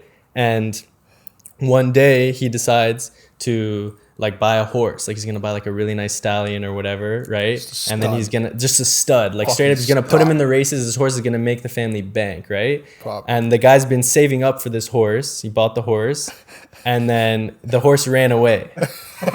And then the neighbor's like, come, you know, like everyone has that neighbor. The neighbor's like, oh, your horse ran away. That sucks. That's so terrible. Yeah. And then the guy, he's like, who knows what is good and what is bad, you know? Jeez. My horse ran away. Is that good? I don't know. Is it bad? I don't know. Right? I don't know. Just whatever, okay? And then the next day, the stud comes back with 2 more stallions. Shut up. And then the neighbor's like, oh, you're so lucky your horse ran away. It came back with 2 more. Now you have 3 horses. And then the guy's like, who knows like what is good and what is bad? And then, you know, a few days pass, like now he's getting his kids to like ride the horses. Now he has like his eldest son, like his firstborn, he's teaching him how to ride. His son falls off and injures himself. And then the neighbor's like, oh, like this, you should have never gotten these horses because now your son is injured and like this is just terrible, right? Yeah. And then the guy's like, who knows like what is good and what is bad? Next day, the military comes, on the door, right? We're conscripting for the army. And then, like, where's your firstborn? They go, he's crippled because he just fell off the horse a few days before. And so the boy is basically saved from going to serve in the military because he's injured. Yeah. And then the neighbor's like, you're so lucky. Your boy just got injured, like turkey, bro. Right? And then, like, the whole time, this guy bought a horse. The horse ran away. It brought more horses. You know, it injured his son, and then it turns out now his son doesn't have to go in the military. And like the whole time he's saying like, I don't know what's good and what is bad because there is no good and bad. Like it's your subjective interpretation. Yeah. Whereas like the neighbor is kind of saying like, this was so bad that this happened, or this is so good that this happened. And then like you never know down the road how it's going to affect you. Yeah, because it hasn't happened. And that's the whole thing. Now you can bridge that to Stoicism, where it's like your house burnt down. Okay, is that a good or a bad thing? Who knows? But it burnt down, period. We can, you know, mourn over the losses we have in life and things we suffer through and like experiences we had that may have been negative. And then we can also like look and think of the positive ones and like positive memories and stuff we had. Yeah. But like really at the end of the day, they're just experiences and they're not good or bad. They're equally all important. And it's like the spectrum. Like it's like not even who knows what is good or what is bad, but like to know good, you need to have some sort of thing of bad. Right. But you realize they're just imposters. Like there is no good and bad. Like everything, the experience or like the show, if you want to call it, is perfect as it is. I totally agree. It is.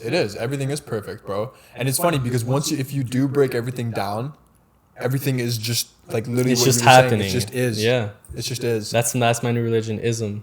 That's what I was calling the new religion because it just is. Like, you know, religions end in like ism. Yeah. And it's like the ism, like that is because it just is. That's great. That's the religion. I fuck with it. There's no you know spiritual or sacred things you have to read or whatever. Like you can if you want. There's a lot of wisdom in there. Yeah. A lot of knowledge. But you can fall into that trap of like spiritual materialism too. Like there's physical materialism. There's like people want like the nicest car. I want that big house. I want a good job. I want like a nice family, like a nice trophy wife or like a beautiful husband, that beautiful kids. That only goes so far. Like. And then like if you're actually not content with yourself, like internally, regardless of the external splendor you have, it's not going to matter. It doesn't matter. And then there's I mean, we're floating on a ball of rock, like a rock in space. Bro, are you fucking used to... We're literally floating on a rock in space. Are you talking about that one time when I... That shorty. Yeah. It's facts though, bro. It's actually facts. Like we're literally just... We're just here. We're so small. That's another thing in Stoicism too, is like a view from above. Like look at your whole life and all the problems you're dealing with and everything, and then just like zoom out. I try to do that as zooming much out as I and realize you were literally like this you. Bro, if you look out in this building right now, like you're tiny. Look at all these other buildings. Yeah, look how far this fucking earth goes. You know what I mean? And it's endless, man. It's endless. Like we're little. And then think of how small Earth is, bro, and our True, solar yeah. system, like Yeah. If you we're just keep going out tiny, and bro. out. We're tiny. We're nothing. Yeah. So, This is a little fucking ego death for all you. yeah. guys. Well, I mean, yeah. You don't even exist. No, that's another topic. But That's a whole other we're show. talking about Stoicism and Buddhism and just the spiritual materialism, in the sense that like a lot of people, they neglect like the physical pleasures because they're like, okay, this isn't going to give me any satisfaction, right? Yeah. Like regardless of how much wealth I have or how much, you know, social value I have, I still feel empty inside. So they're like, then they get caught in like equally and even more damaging, in my opinion, spiritual materialism, which is now you're materializing things, or you're pursuing things like immaterial things that don't actually exist. And you're caught in this trap of like, I have to meditate every day. I have to do yoga every day. Like I have to always be like positive thoughts and like manifesting like good things. Well, if you're going out And of I your have to way be and like trying to perfect. do Yeah. that, Then you're losing sight of the whole thing. Yeah. But that spiritual materialism, people are like, I can't drink, or I can't, you know, do any drugs, or I can't have sex with, you know, like just sexual intercourse, or like I have to abstain from certain things for like the spiritual value of it.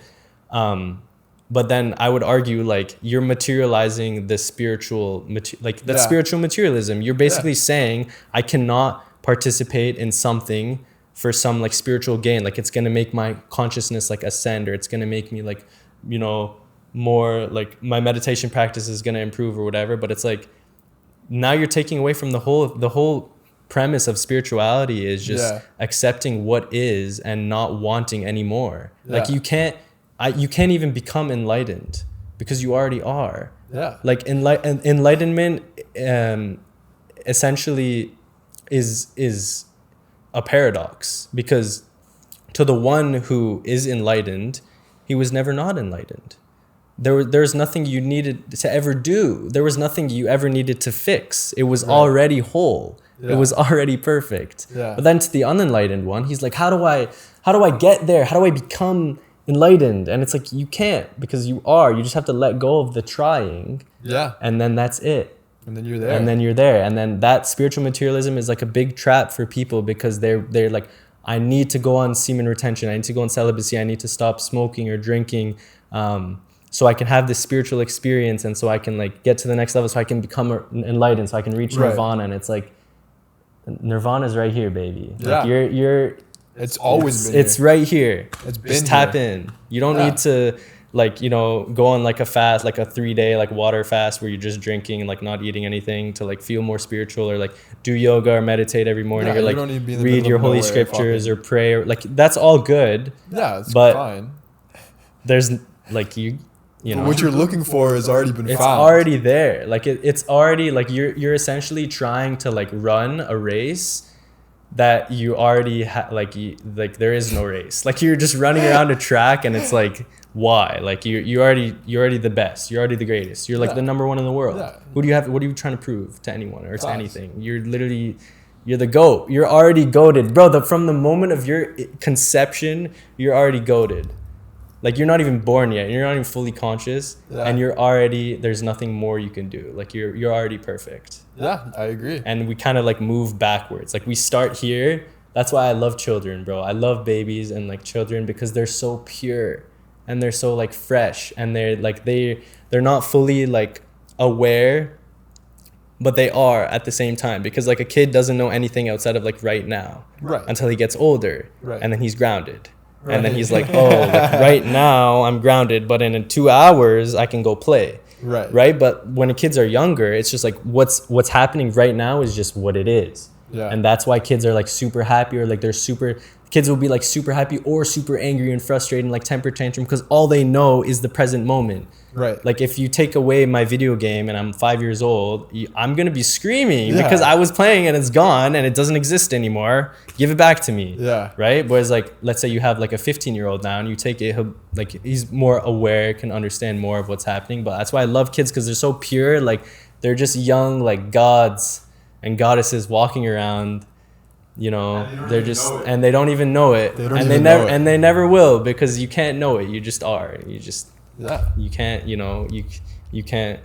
Bro, I think that's like what's, I think so many people need to actually just understand that.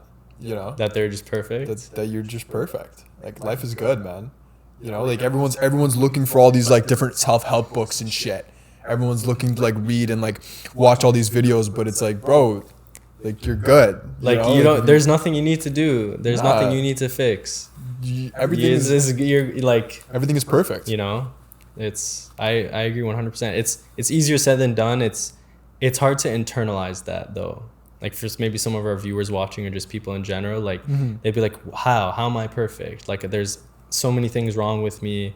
There's like so many things wrong with the world. Don't get me wrong. There's like some how things is it wrong with me perfect? too.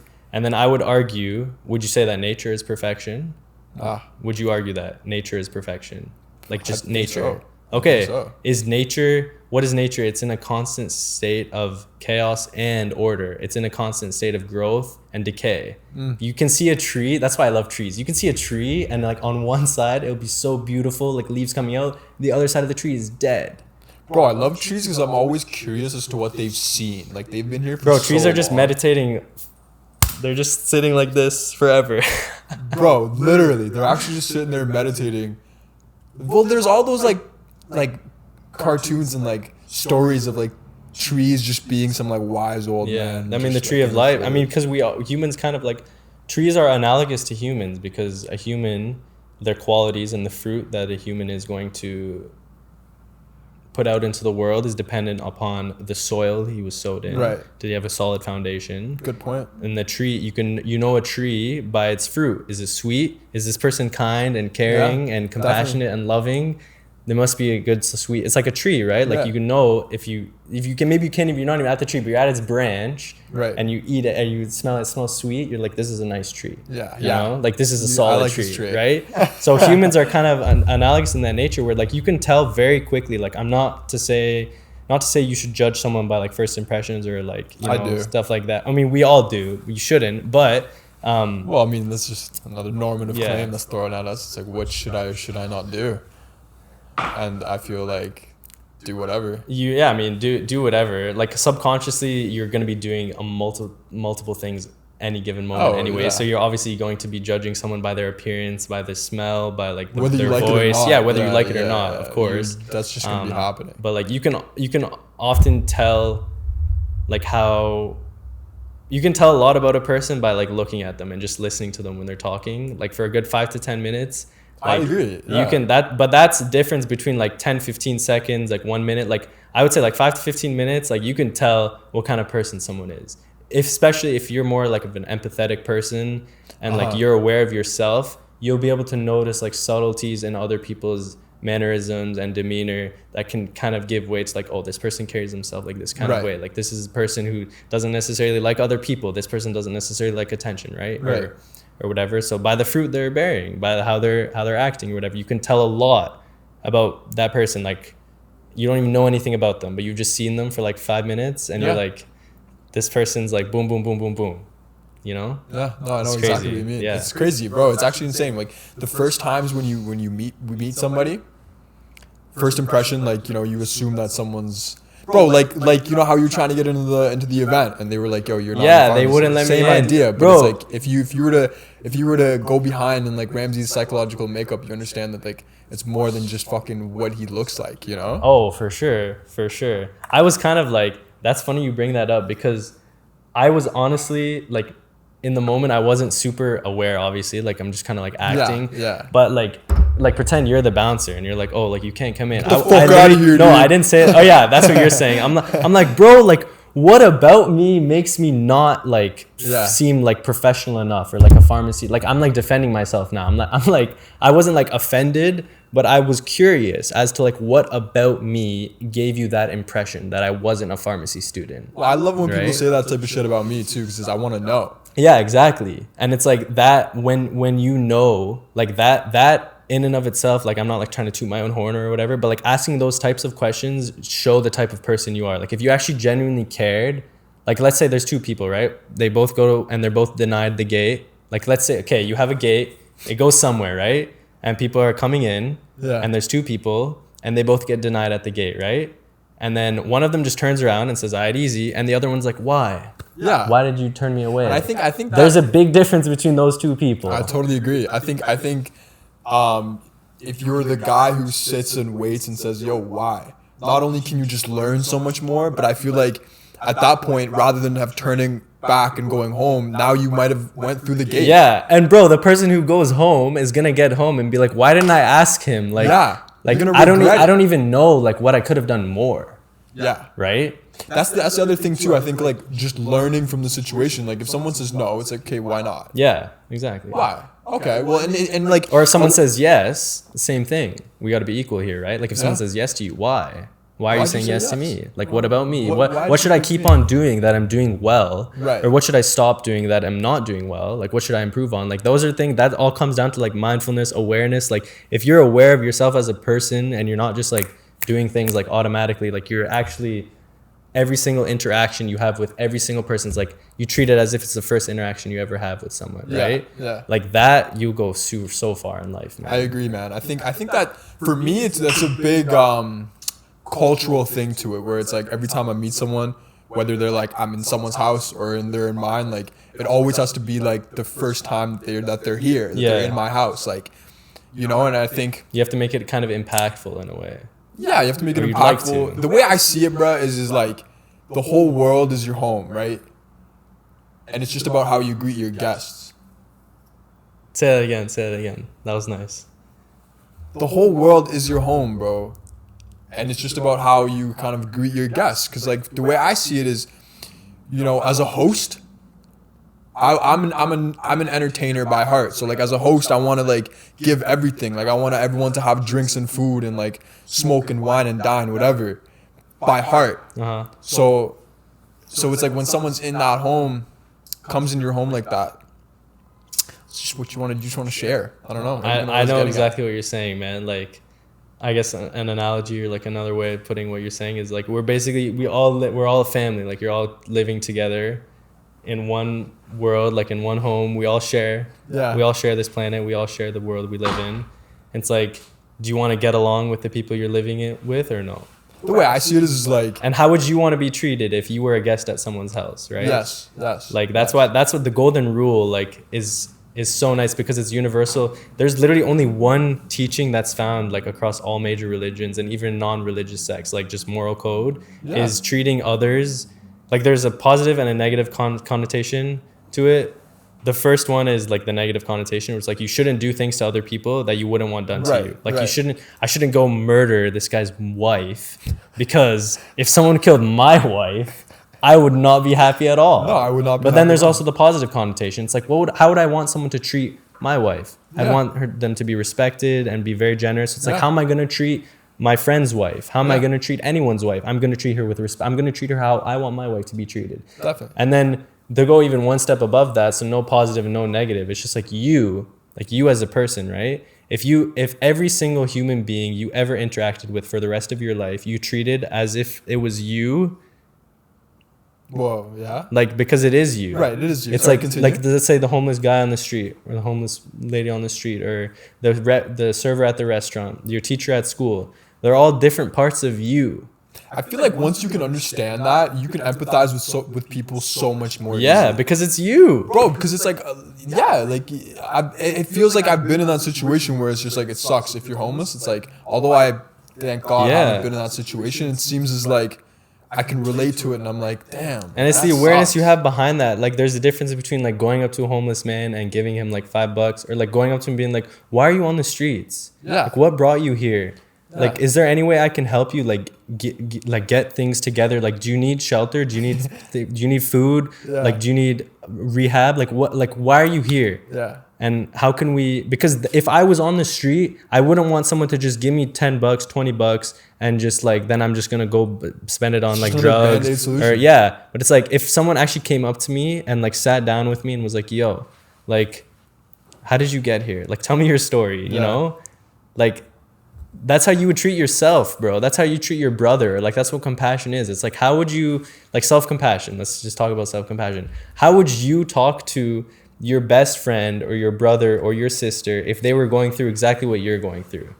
Because you'd probably be nicer to them than you would be to yourself, right? Definitely. And it's way the same thing nicer. with everyone else though in the whole world. Like if that was you on the street, how would you be treating yourself? If that was you in the restaurant serving your food, how would you be treating yourself? There'd be no would you give disrespect yourself to a that nice server. tip or no? I would give myself a hell of a I'd nice give tip. myself a fat tip, bro. Would you compliment? Like, would you be respectful? Would you, right? So Yeah. these are just, like little things. you add up, realize bro. that it's like everyone is you, so you want to be treating everyone properly because Yeah. it comes back to you. Like people who are mean and like rude to other people and just angry, and it's like they're carrying that with them because Yeah. that's how like they're just viewing like they think other people are, everyone sucks, everyone's angry, everyone's miserable. It's because that's how you are. Yeah. But if literally. you're loving and generous and compassionate, then you're gonna love everyone else. Yeah. Like if you love yourself, the whole world will love you. Yeah. Because the world is you. Yeah, it's a reflection of you. That's why there's actually a study done. This is crazy. This is one of the most like insane studies I read. It was basically, I'll do it on you right now. All right. Would you consider yourself a lucky person? Yeah. Yeah, you would. Yes, I would. Hell yeah, bro. Dab me up right now. Why? Why would you consider yourself a lucky person? Because because like you have to understand the situations that people are in right now in other areas of the world. Okay. Even like down the street, bro. Like you were talking about homeless people. Like I'm sure we can find homeless people. There's a from lot up of here. homeless people in our region, Yeah. bro. So like There's so many. just understanding your perspective relative to others, I think shows you that you're lucky. that you're And I think lucky just- and that you're fortunate, that you're blessed. Yeah, this you're kind of goes back to alive, bro. gratitude. Like, Okay, so perfect. So you're alive. you're subject A in the study, right? Let's say we have subject B now.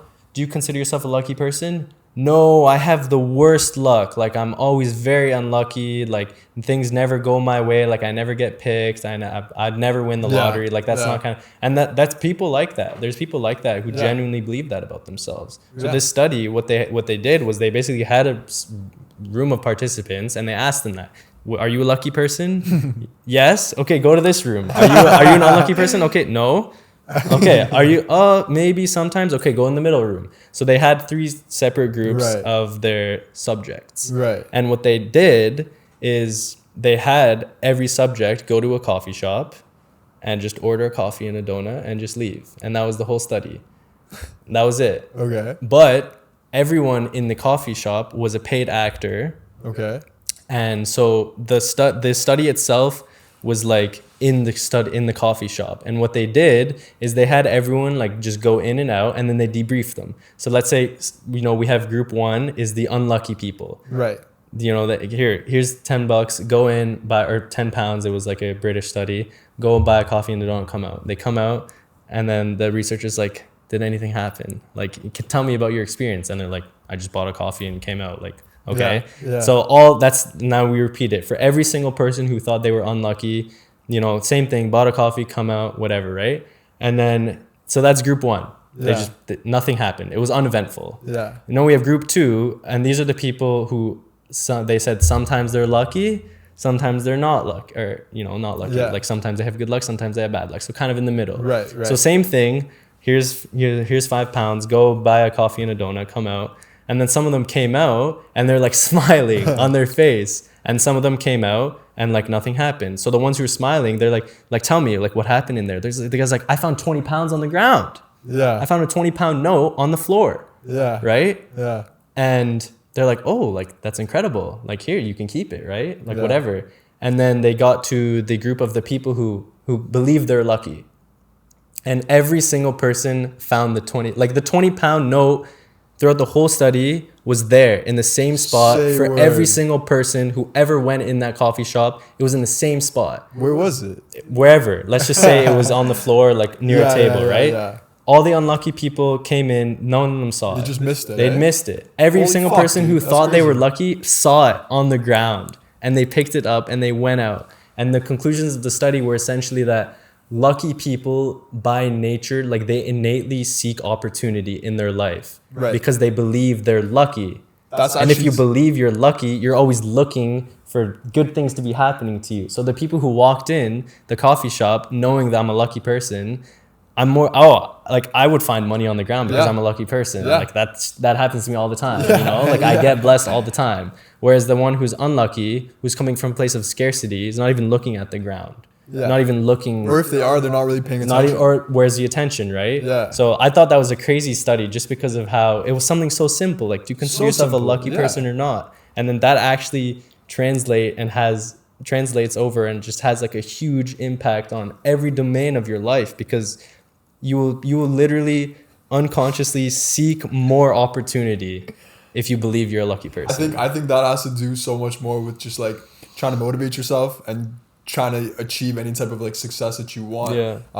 Simply by believing that and like having that mindset of looking for those opportunities, bro. Because I feel like they're if you're there. not, It's there, bro. It's all over the place. bro. Because people will bitch and complain about those who have made it, and they're like, he's lucky, he's this and this. But it's like, literally to your point, it's like they grasp the opportunity that was given to them. We live in a golden era of opportunity, man. Like you could do anything from the tip of your fingertips right now. Oh, dude, you can educate yourself. Everyone has ideas. Everyone has ideas, man. But who actually applies them? Yeah. The ones like someone who's, let's say you have like $1 million idea, but you think you're an unlucky person. You're like, this is never gonna fly.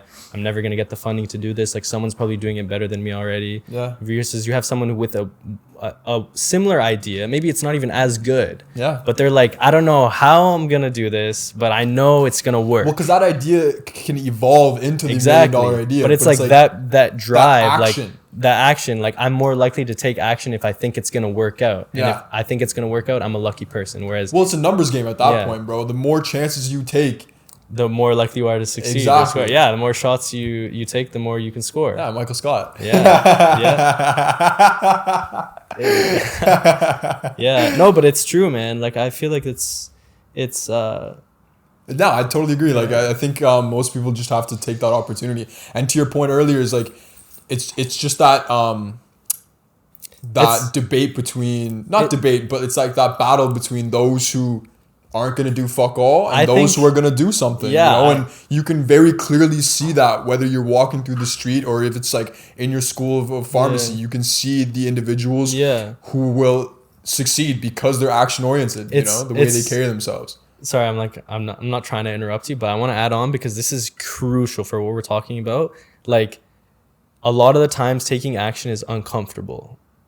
Bro, I've been preaching that. So you should be doing things, like for all our viewers watching, like everyone listening, like you should literally be going out of your way on a daily basis to do things that make you uncomfortable. Because if you consciously, by choice, do things that are uncomfortable, then when things are in your control or out of your control, let's say they're out of your control, you're not gonna be as like, let's say like flustered or like upset that let's say I'm sleeping on the floor. I'm so used to like sleeping like on the bed and with the pillows, but I have to sleep on the floor. It's cold. I don't have any blankets or pillows.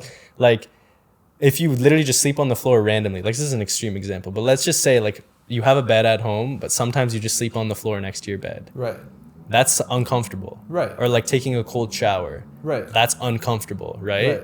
But doing things that make you uncomfortable make you more action oriented and more okay being uncomfortable. Like like let's say you have social anxiety, right? Mm-hmm. And you have trouble talking to strangers. So what is the root of your uncomfortability? It's like talking to random people. So what are you gonna do?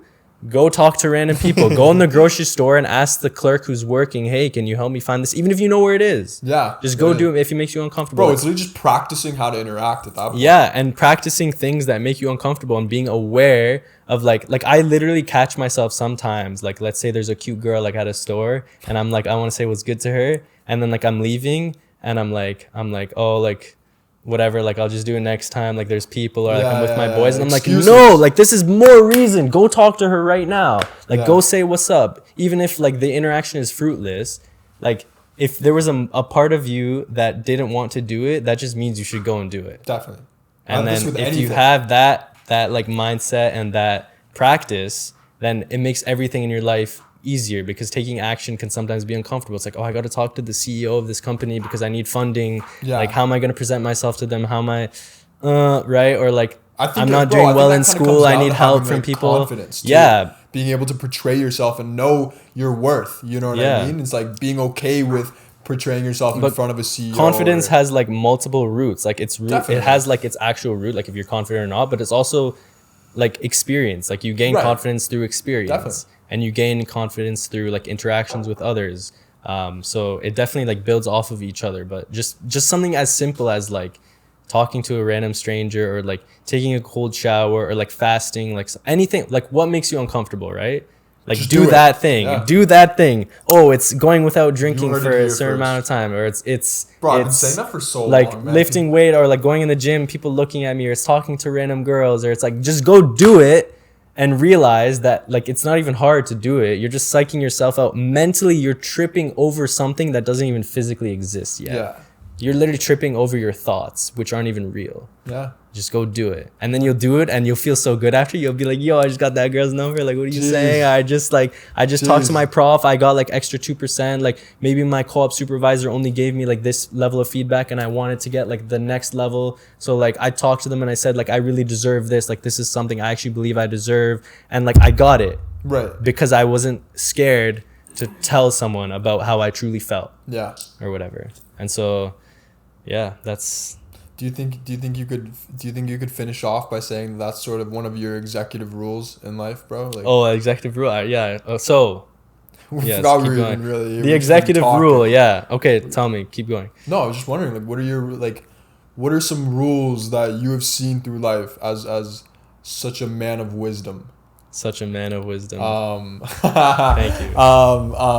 What are just some things that you are confident that if anyone else was to practice, Okay. that they themselves would be the high level executive, or they would be whatever the fuck they want to be. Okay. You know what I mean? What are Yeah. some little steps, some rules? So, I mean, first and foremost, this is going to sound like cliche or like whatever, but like know thyself, like know what you are, like know who you are. Dog, my biggest thing with that has always been like, if you can't clean your own house and you can't keep your own house clean, how can you go really worrying about other business or anything else? So it's like, if you don't know yourself, how can you really be speaking to other people? And I think that, like, first and foremost, if you know really who you are and how much power you have, then the rest will fall into place. Yeah. Like, no, I'm not just saying like know yourself, like know, like, I mean, like, who are you? Mm-hmm. What are you? Are you really a human being, or are you more than this material third dimension? Like you're infinite. Like from a thermodynamic, like quantum standpoint, energy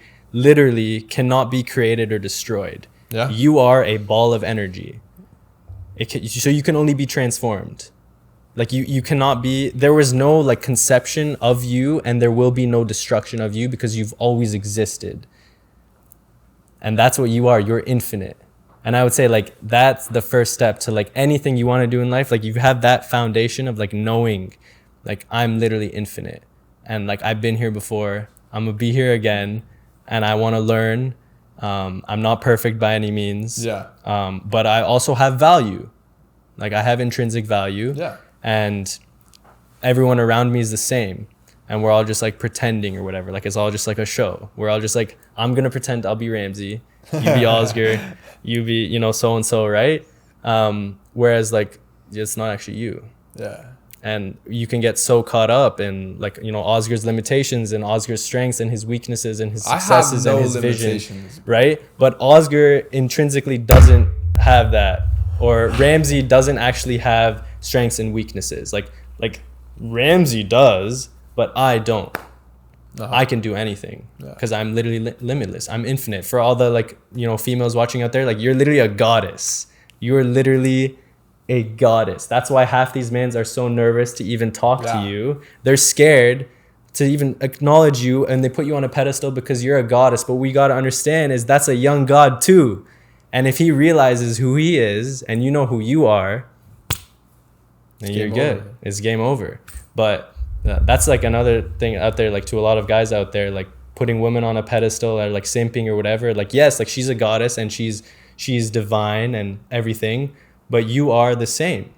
Yeah. And you cannot have one without the other. There's a union. It's a divine union of the masculine and feminine, like internally and externally, but also inside of you. Like there's feminine and masculine attributes you have. So it's just like knowing yourself, like know what's inside of you. Mm-hmm. Like I like to think when I'm looking at the stars at night, I'm not looking like to some faraway place. Like I'm looking inside of myself. That's me. Yeah. In the sky. And it's like, I'm like, you're looking up and then it's like coming back in you. Jeez. And so just know who you are, what you are, why you are, and everything else will just flow. I don't know what else to say. I'm gonna be honest Other with than you. that, Thank you bro, so much for having me, man. It's I a wrap. appreciate No, it. thank you for being here, bro. Damn, It's a great day. that was proper. Still recording? I don't know. I don't give a fuck. I'm